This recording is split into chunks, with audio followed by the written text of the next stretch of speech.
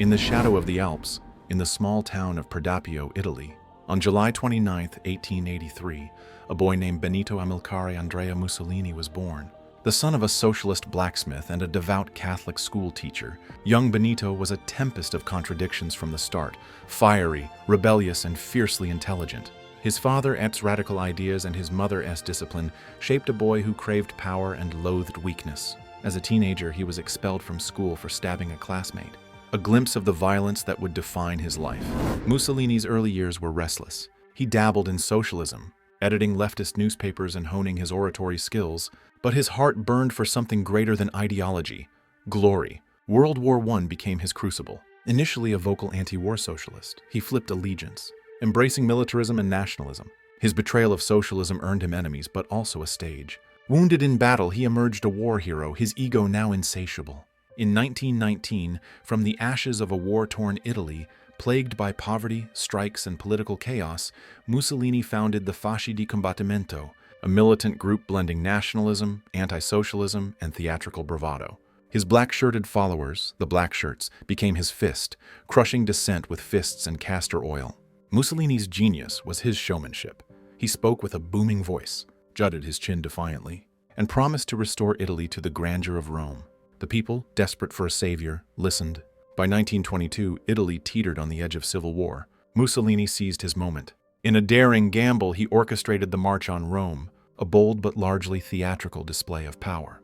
Tens of thousands of black shirts converged on the capital, and King Victor Emmanuel III, fearing chaos, handed Mussolini the reins of government.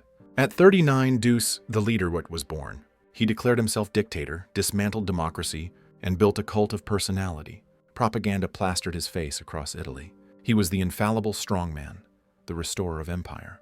His regime was a paradox, ruthless yet modernizing. He drained marshes, built roads, and made trains run on time.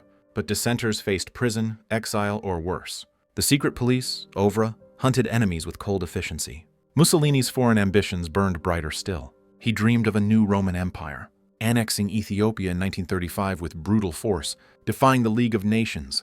His alliance with Adolf Hitler, cemented in the 1936 Pact of Steel, tied Italy's fate to Nazi Germany's rising star. Yet, Deuce's hubris was his undoing.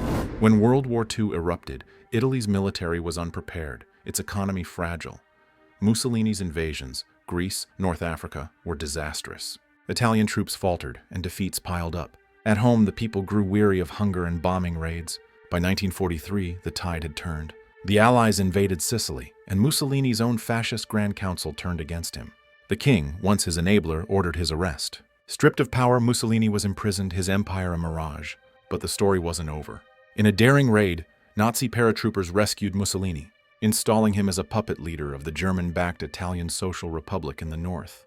It was a hollow title. Italy was now a battlefield split between Allied liberators and Nazi occupiers. Mussolini, once the strutting dictator, was a shadow, clinging to power under Hitler's thumb.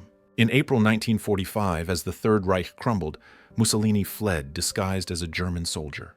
His end was ignominious. Partisans captured him near Lake Como, alongside his mistress, Clara Petacci.